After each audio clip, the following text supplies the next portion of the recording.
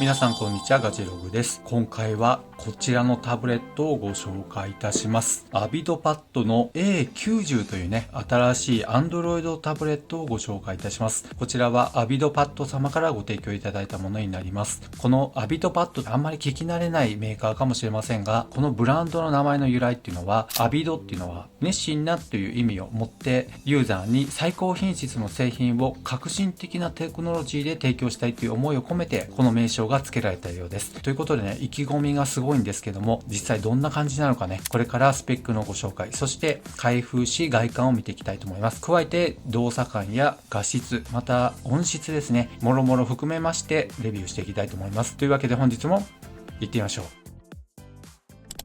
ではまず主なスペックをご紹介いたします。まず気になるところとしましてはディスプレイになりますが、こちらはなんと12インチという結構大きめのインセル方式の 2K となっています。2000×1200 のフル HD ですね。IPS 液晶となっています。しかもですね、このディスプレイは光センサーを搭載していまして、明るさを自動的に調整してくれます。そしてここもね、気になる部分になりますが、頭脳となりますチップ。メディアテック製のヘリオ G99 が搭載されていますね。ここの辺はミドルレンジとしては安心感があります。アンツツスコアに関しましては、こちらの差し込んだ映像には40万点プラスと出ていますが、実際のところが後ほど測ってみたいと思います。そしてメモリーとストレージになります。まずメモリーに関しましては、物理メモリーとして 8GB、拡張メモリーとして 8GB ということで、合計で 16GB となっています。そしてストレージは 256GB ということで、このあたりもね、まずの容量です。でもこれでも足りない場合はマイクロ SD カードで最大 1TB まで拡張することもできますので、この辺もね、抜かりないスペックとなっています。そしてバッテリーの容量になりますけども、こちらは 8180mAh となかなかの大容量ですね。しかもパワーデリバリーの 18W の充電にも対応しているということで、充電時間も速くなっています。ただパワーデリバリー対応の充電器に関しましては別売りとなっています。そしてタブレットといえばこのあたりも重要な部分になりますけど、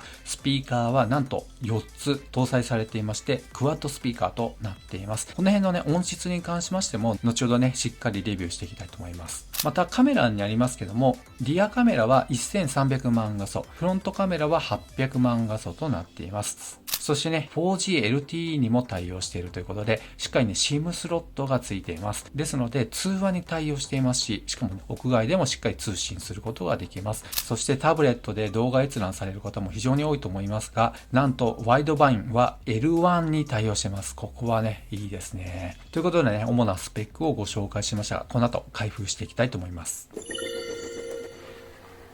まずね、本体そのものが入っています。そしてうっすらね、わかりますけど、USB-A の規格の日本仕様のプラグになっている充電器もついています。そしてこちらは USB-A、USB-C の充電ケーブルも同梱されています。加えて SIM ピンもついていました。そして最後に保証書とアビドパッドの日本語の取扱説明書も同梱されています。ではね、これから外観をざっと見ていきたいと思います。背面を見ていきたいと思いますが、これね、すごくいいんですよね。金属ボディになっていて、この冬の時期に触ると非常に冷たいと思います。すごく質感がいいんですよね。特にこのカメラ周りの部分見ると、このね、角の部分が綺麗に切削されていまして、作りの良さを本当に感じます。そしてこちらのカメラはね、1300万画素と合わせましてフラッシュライトがついています。また、サイドをね、見てみますと、こんな感じになっていますね。電源ボタンが色がついていて、赤色がアクセントとなっていて、かっこよさを醸し出していますね。ボリュームキーの上げ下げとともにマイク穴もついています。そしてその下部の部分になりますけど、ここにマイク穴が1つついています。本体の左側になりますが、スピーカーがね、それぞれ2つついています。さらに反対側にもね、スピーカーが2つついていますので、クワッドスピーカーということで、音質っていうのがすごく楽しみになります。そしてこちらに SIM スロットがついています。SIM トレイを取り出してみましたが、こんなような形状ですね。ナノ SIM カード、ナノ SIM カード、もしくはナノ SIM マイクロ SD カードというね、配達仕様となっていました。ということでね、ボディをざっと見てきましたけども、個人的な印象としましては iPad なのかなっていうぐらい、この辺の作り具合っていうのがね、こう見た感じ、手が込んでるなっていうのを本当に思いますね。このクオリティはなかなかすごいですね。ボディ質感は抜群です。そして、ここまで大きくなりますと、このボディの材質質が悪いとね、結構歪みの音が出るんですね。キシキシとなったりするんですが、全くありません。このボディに関してね、めちゃめちゃクオリティ高いですね。ではここで重さを測ってみたいと思いますが、スペック値では 535g なんですけど、実際のところどうでしょうか。こちらのスケールであれば 555g となりましたが、このあたりね、若干の誤差がありました。ではようやくですけども、フィルムを剥がしたいと思います。ということで今、一番上のフィルムを剥がしてもね、このようにね、実際に使うための保護フィルムは貼られています。ではこれから初期設定をして実際に使っていきたいと思います。というわけで今初期設定を終えまして、普段仕様のアプリを入れてみました。その上で動作感を見ていきたいと思います。まず左右のね、スワイプの動きを見ましょう。こんな感じなんですけども、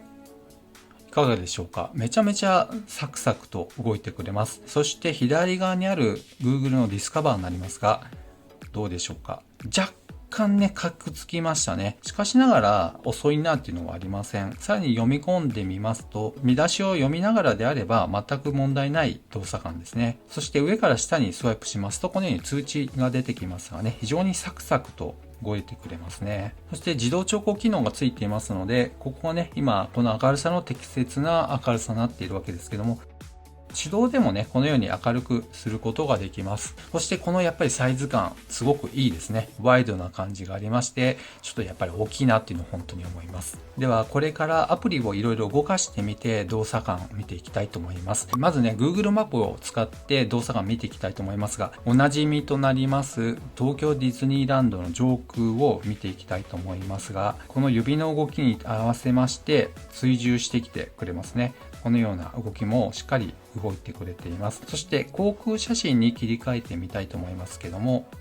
しっかりね、このような動きに追従してきてくれています。そしてディスプレイ見てもめちゃめちゃ綺麗なんですよ。駐車場の部分の白線の部分も本当にぼやける感じもなく、くっきりと描写されています。加えてですね、このようにストリートビューも確認してみたいと思います。やっぱりね、ヌルヌルの動作になっています。もたついてる感じは一切ありませんね。さすがヘリオ G99 という感じがします。では次に Google Chrome で Yahoo ニュースを開いてみましたが、表示の速度を見ていきたいと思います。一番上のニュースですね。今光回線で Wi-Fi 接続されていますけども、サクッと開きました。他のニュースも見ていきたいと思いますが、本当一瞬でね、表示されますね。そしてスクロールしてみましても、この辺りね、カクつくような感じはありませんね。めちゃめちゃスクロールもスムーズです。そして拡大縮小した時の動きになりますが、このような動きですね。サクサクと動いてくれますし、そして拡大してもフォントが荒くなるようなこともありません。では次にリアルレーシングのゲームを使って、これからちょっとゲームをやってみたいと思います。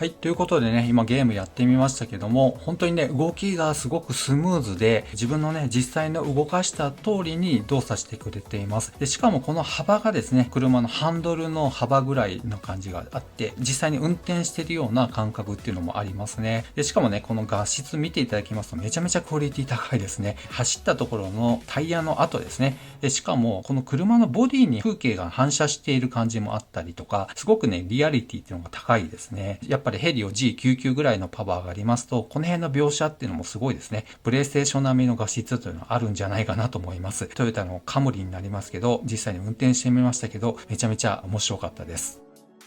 ということで、アビトパッド A90 のアンツツベンチマークスコアになりますが、373,642 点となりました。いかがでしょうか。ヘリオ G99 と言いますと、だいたい40万点前後のスコアっていうのが非常に多いんですけども、これもしかしたらね、ちょっとバックグラウンド上で何か動いていた可能性もありますけども、これぐらいのスペックがあれば、本当にサクサク動きますので、申し分ないんじゃないかなと思います。ではね、次に画質を見ていきたいと思いますが、YouTube チャンネル上にあります 4K 動画を再生していきたいたいと思います。ちなみにこのディスプレイは12インチの 2K に対応していますけども、最高で1440まで上げることができますので、この状態で再生してみましたけども、いかがでしょうか。すごい綺麗ですね。思わずね、立体的に見えるなっていうのを思いました。いやー、すごいですね。めちゃめちゃ細かいところまで描写ができています。奥行きの部分と、そして手前の部分と、はっきりくっきりと表示されていますね。で、さらに、ここにちょっとね、黒帯が入ってしまっていますが、このように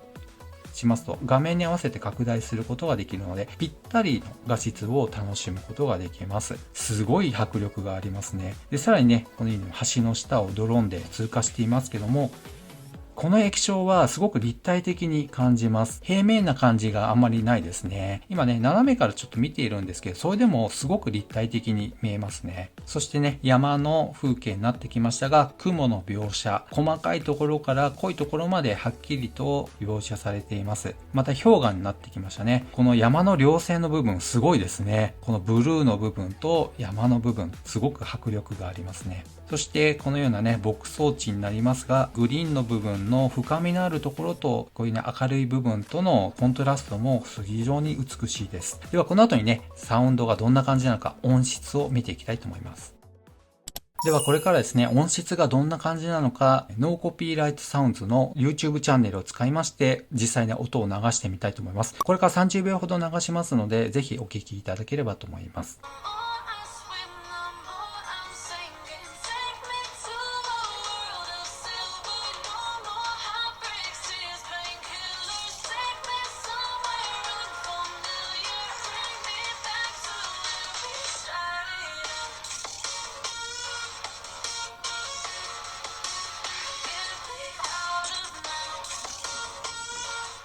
というわけでね、今お聞きいただきましたけど、いかがだったでしょうか。パッとね、聞いた印象としましては、中域から小域にかけましては、本当にはっきりくっきりと聞こえますね。で、しかも立体的にやっぱりこのクワッドスピーカーということで、空間をね、すごく感じました。ただね、低音に関しましては、やはりね、仕方ない部分ではありますけど、どっしりとした音っていうのはなかなか出てこないですね。この辺を求めるのであれば、どうしてもワイヤレスイヤホンなどを使用する必要があると思います。ちなみにこのモデルは 3.5mm のイヤホンジャックのポートはついていませんので、もし使うのであれば USB-C ポートから変換するものを使ってっていう形になると思いますので、そこはね、ご注意ください。しかしながらね、このクワッドスピーカー、やっぱりめちゃめちゃいいですね。シングルよりはデュアルがあった方がいいですし、デュアルであればなおさらね、クワッドスピーカーの方がもっとね、空間を感じれるようになりますので、選ぶならクワッドスピーカーがいいんじゃないかなと思います。そして最後に押さえておきたいポイントとしましては、やはり SIM カードを差し込むことができまして、今回ですね、私が所有しています POVO の SIM カードを差し込んでみました。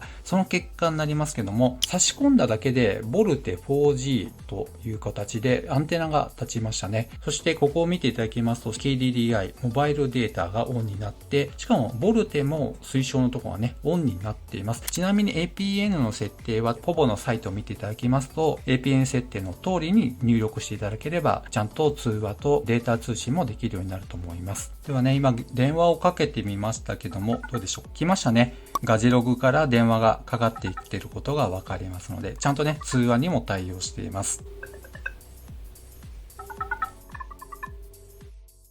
というわけで今回 ABITOPAD の A90 という Android タブレットをご紹介しましたけど、いかがだったでしょうか。ちょっと予想に反してね、めちゃめちゃいいですね。まずボディの質感っていうのがめちゃめちゃいいです。金属ボディになりますけども、この歪みっていうのはほとんど感じられませんね。こうちょっとひねったとしてもギシギシといった歪みは感じません。ちょっとね、iPad-like なこのボディの作り方とか、所有欲をね、満たしてくれるような感じはします。加えてね、この画質、圧倒的なね、クオリティがあるなと思います。ここ最近見てきたタブレットの中でトップクラスじゃないかなっていうふうに思いますね。これはね、全く忖度抜きにめちゃめちゃ綺麗です。ということで、気になった方は概要欄にリンクがありますので、ぜひね、詳細をご覧いただければと思います。この動画が良かったよということであれば、高評価。そしてまだの方はぜひこの機会にチャンネル登録をお願いいたします。ではまた次の動画でお会いしましょう。さよなら。